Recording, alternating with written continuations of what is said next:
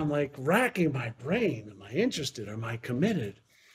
And I felt a little stupid, but I said, "Excuse me, Mr. Brown, what's the difference?" And he said to me, he said, "Son, if you're interested, you'll do what's easy and convenient, and you'll keep hoping and praying for a different result. But when you're committed, you will upgrade your identity to match this new destiny."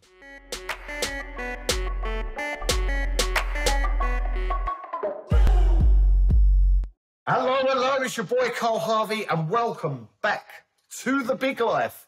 I'm so excited. Every week you're getting world-class training on how to create a bigger life filled with abundance and success and good vibes with the top experts on the planet. Now, we're going to start with the great philosopher and rapper Biggie Smalls. He said, "We must stay far from timid. We must only make moves when our heart's in it, and we must live the phrase, the sky is the limit." And that is the focus of our first show today, how to get a big life mindset. And this is huge.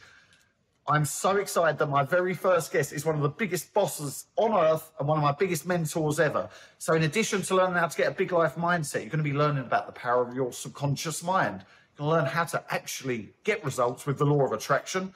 And you're going to learn simple strategies and secrets for increasing your income and attracting more abundance in your life.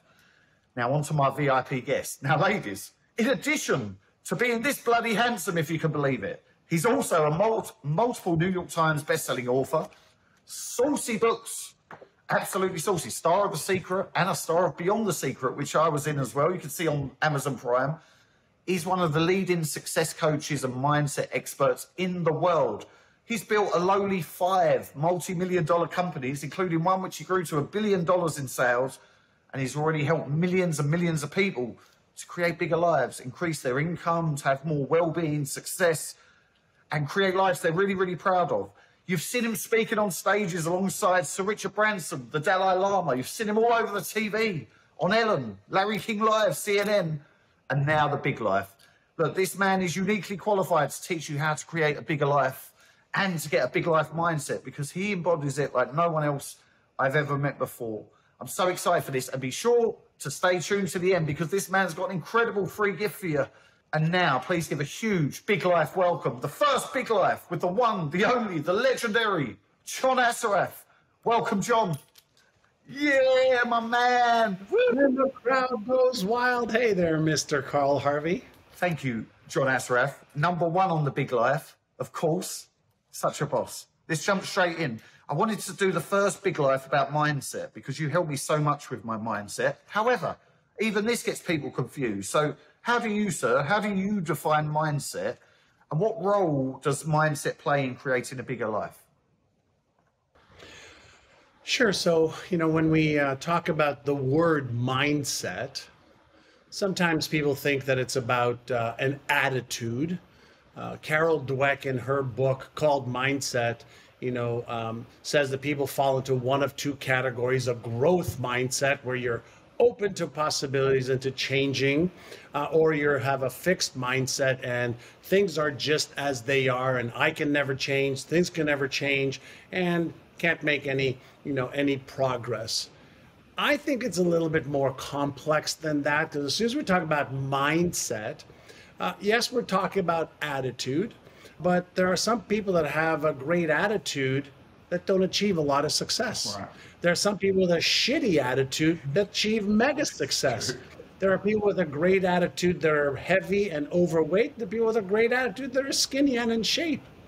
So when I think of attitude, I think of one thing, but when I think of mindset, I think about the totality of your attitude, your beliefs, your habits, your perspectives, your stories, all the stuff that's going on in your head, the positive, constructive, the negative, destructive, the empowering, the disempowering thoughts and emotions and behaviors that we have. That to me is the totality of our mindset. So it's not just about being positive. It's about going a little bit deeper than the surface to understanding the different components of mindset. Fantastic. A mindset can be changed, can't it? Because when I was young, I didn't know this. I thought we were fixed with who we are. and you helped me tremendously to get what I call a big life mindset. How's your mindset changed, and what does your big life mindset look and feel like now compared to in the past when you didn't have one?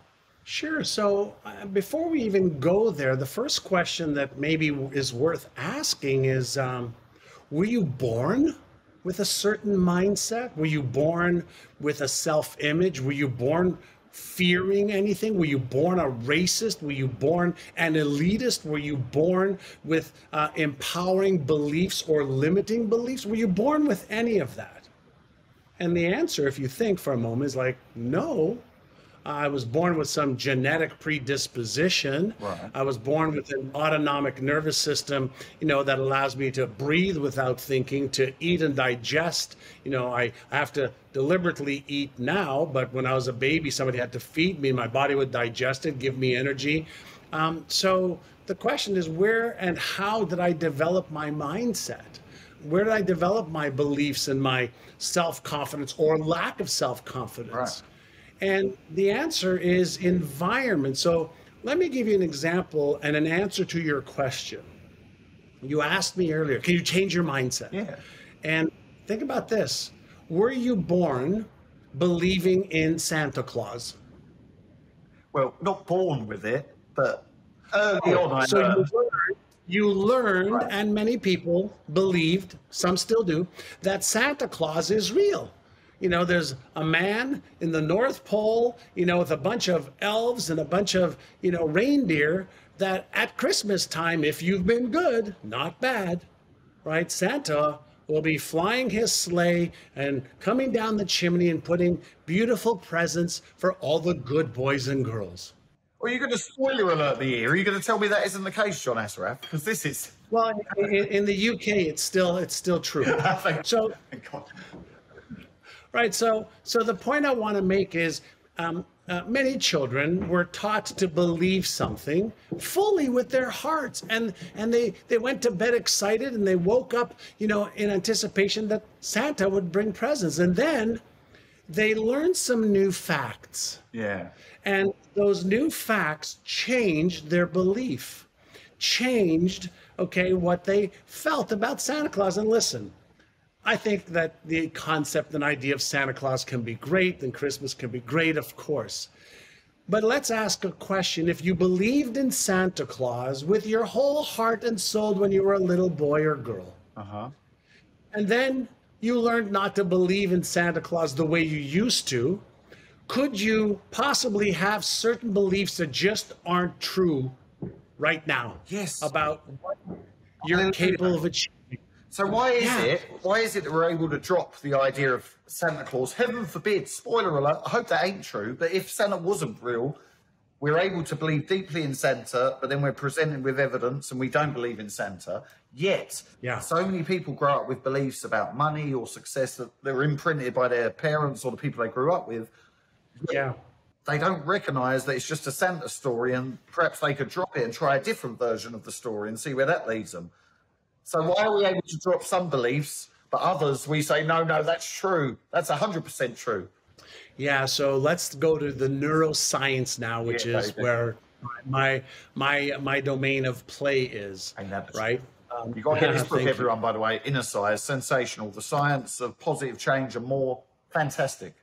So let's understand that none of us are born with any beliefs. And then when we're put in an environment where, let's say, parents or teachers or television or books that we read activate our imagination, our brain actually creates neural patterns. So neural patterns, just cells that create connections. The cells that create connections reinforce themselves. The cells that are reinforced for 30 days, a year, 2 years, 3 years, 4 years, 5 years become more dominant and more powerful. And they go like from maybe like a general road in the area that you live to a highway system. You can get a lot more action on the highway. So what happens is when we're young, and let's say we start to believe in Santa Claus, and around maybe 8, 9, or 10 years old, we stop believing in Santa Claus, but now we believe that Christmas is fun. When we are young, it's easier to change our mind or our neural pathways. When we're 15, 20, 25, 30, 35, 40, or 61 like me, when we are, in the latter years of our life, like past 15, we have these highway systems, these beliefs that have been reinforced. We have habits, we have evidence, we have support. And now we have to actually go in and renovate instead of what we do when we're young is we create.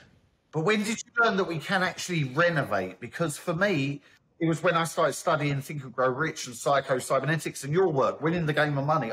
And I'm like 25 then. I was astonished because I was never introduced to the idea that we have a self-image or beliefs that impacts what we create. So when did you discover that, hold on, this mindset that I might have got from my family or the government growing up or the people, how can I turn myself into a big life boss?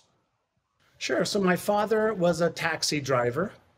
My mother worked at a local department store sewing. When people bought pants or a jacket, she was a seamstress. So she would sew and do that stuff. And they always struggled about money. They didn't have a great relationship. They weren't in the healthiest, of shape when they were younger growing up or older when they got older.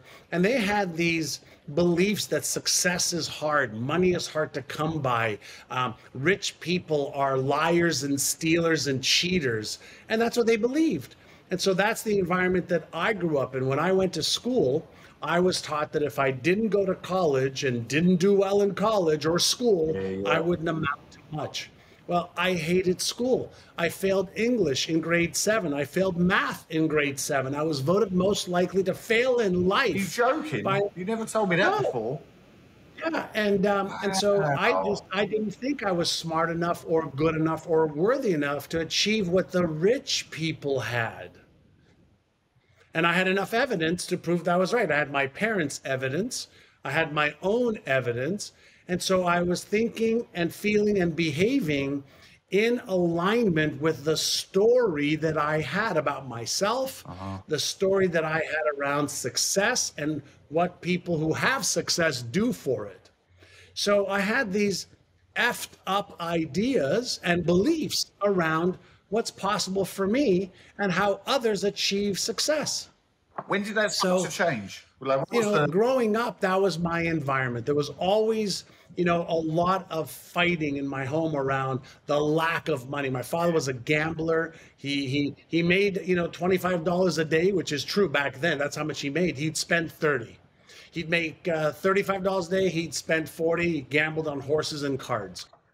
It's a lot of that in my family as well, to be fair. A lot of that. I had this these two worlds. One is the world of my reality, and then there was the world of what I saw on television. And I would see, whether it was lifestyles of the rich and famous, a TV show with nice cars and homes and yachts and people on, planes flying business class or first class. And so there's this fantasy. So when you first, let me get into that. When you first saw that fantasy, what was the inner voice within you? Was it, I want that, or like, it's impossible for me to have that, or how can I get it? Well, was it impossible for me and for us?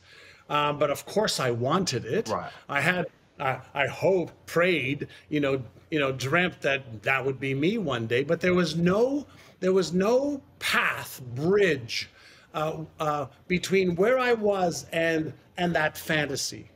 Right. So it was a fantasy. It was like daydreaming. It was like what you do when you don't have anything else to do, or you just want to get escape from your current reality.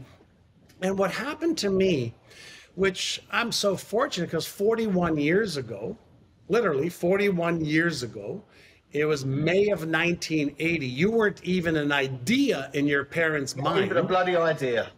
My brother, who was concerned for my well-being, because I was doing drugs at the time, drinking way too much alcohol, and I was involved in a little street gang that would go and do breaking and entries into companies that were closed, and we'd steal their stuff and then sell their stuff, so we can make some money. And I believed at the time that was the way I was going to be successful. Yeah, that's the only way I can do it. And I knew it was wrong. I know there's a part of me that was embarrassed and ashamed, And the other part of me says, but I have money in my pocket, so I have a little bit of confidence, right? So it's kind of like, Yeah. I know it's wrong, but it makes me feel good that I'm not, dumb like everybody says I am. So that was the old me. And then I met one guy. My brother arranged for me to have lunch with this one man. His name is Alan Brown. And I took the train 350 miles or 500 kilometers from Montreal to Toronto. Awesome. My brother picked me up at the train station, went to lunch with Mr. Alan Brown.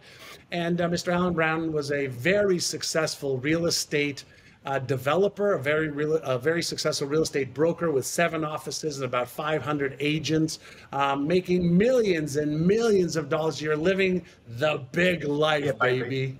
Beautiful car, charity, beautiful wife, 2 kids. Like, whoa, this guy was like the boss, like you.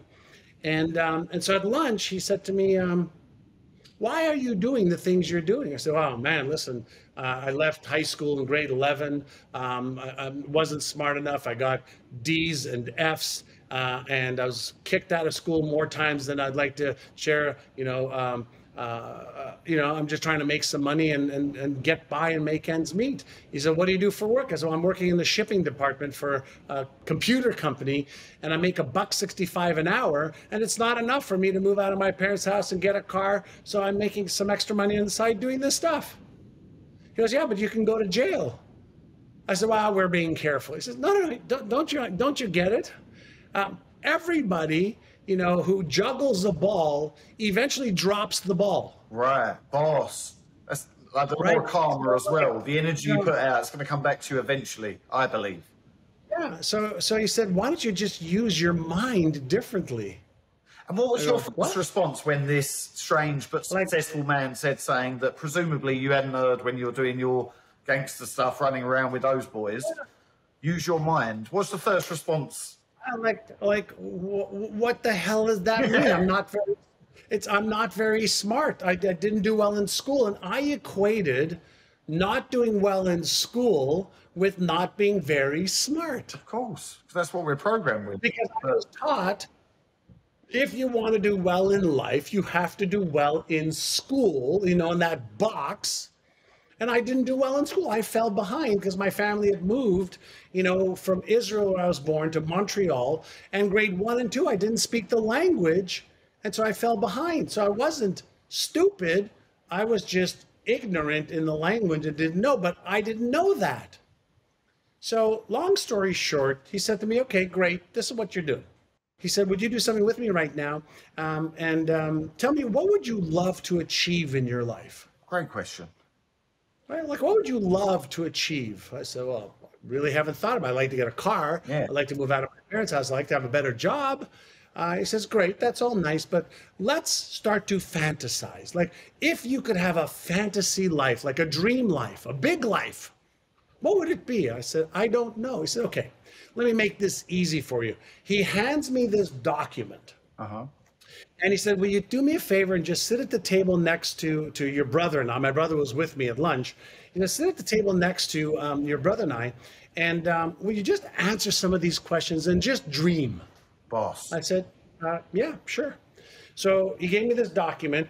I opened it up, and literally, you may laugh, but it was the 1980. Okay, 1980. The date exactly was April 1980, but on the document it said the 1980 goal setting guide. Wow. Right? So he gives me this document. I open it up. He says, please just take a few moments and answer these questions. I said, okay, Mr. Brown. So I open it up. I look at the first question. True story. It says, at what age do you want to retire? Ooh. First question. I'm like, what? I'm 19. Yeah, exactly. My father has, I want a job. You're asking me what age I want to retire. So I looked at him and said, Mr. Brown, what am I supposed to put down here? He says, pick a number. I said, okay, 45. I picked the number 26 years later. Second question. And I didn't even know what 45 was. Second question, how much net worth do you want to have upon retirement? So I'm looking at this and I'm feeling dumb. Why? What does net worth mean? Right.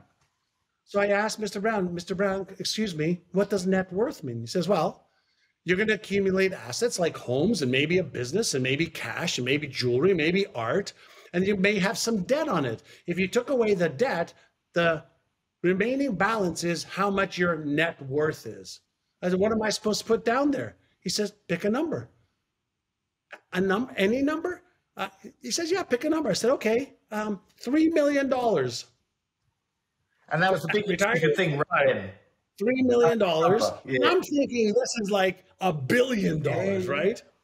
What kind of car would you like? That one I knew, Mercedes-Benz. What kind of home would you like? That one I knew, 4-bedroom house, 2-car garage. Where would you like to travel? All over the world.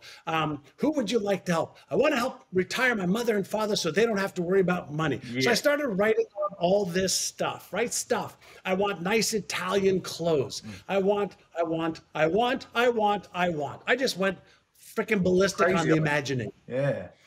And so he takes this document, he looks at it, and he goes, now you have a vision and some goals. Right? And I'm like in the back of my mind saying, yeah, it's like a fucking fantasy is what I'm thinking about, right? Sorry for swearing, but that's what I was thinking, right? 19, like, sure, millions, retire, cars, travel first class. Bullshit's what my head was saying. So how did you push through that? Because a lot of people I encounter. Here was the turning point of my life. Ready? He looks at me, says, son, I'm going to ask you one question. And the answer to this one question will determine whether you achieve every one of these things you have on this paper. And I'm thinking, Carl, one question? Come on, baby. Bullshit. He leans in and he says, are you interested in achieving these things, or are you committed to achieving them? Oh, okay. Interested or committed? So I'm thinking, I'm like racking my brain. Am I interested? Am I committed? And I felt a little stupid, but I said, excuse me, Mr. Brown, what's the difference?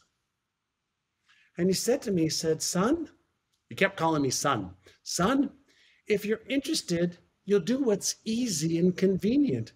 If you're interested, you'll allow your old ideas and your beliefs, and you'll allow your stories and excuses and all the reasons you have to keep you stuck and to control your thinking. He says, if you're interested, you will keep doing what you're doing, and you'll keep hoping and praying for a different result. But when you're committed, this was the game changer right here. You will upgrade your identity to match this new destiny.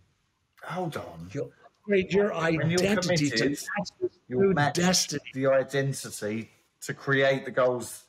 A new destiny. He says you will upgrade your beliefs about what's possible. You will upgrade your knowledge. You'll upgrade your skills. You'll upgrade your habits so that you become the type of man capable of achieving every one of these goals. He said, and by the way, I've achieved those and then some, and I know how to do it. So he leans in again. So son, are you interested or are you committed? And he was holding my piece of paper. Wow. And Carl, I don't know why, but I've started to feel a little jittery and on edge, a little fearful and uncertain. I said, well, in that case, I'm committed. Yeah. And he reaches out his hand to me and he says, in that case, son, I will be your mentor. Oh, I said, thank you so much. What's a mentor? True story. Question. True Really? Story. He says a mentor is somebody that will guide you. A mentor is somebody that will show you, okay, how to achieve what you want to achieve. Because if you don't know how to, you need to know how to, because you need to have the knowledge and the skill of how to. He says that's needed. He said, but a mentor will also show you how to shift your mindset from scarcity and limitation to abundance. Woo. He says from possibility to predictability, from not knowing to knowing. A mentor will show you the path so that it's faster and easier.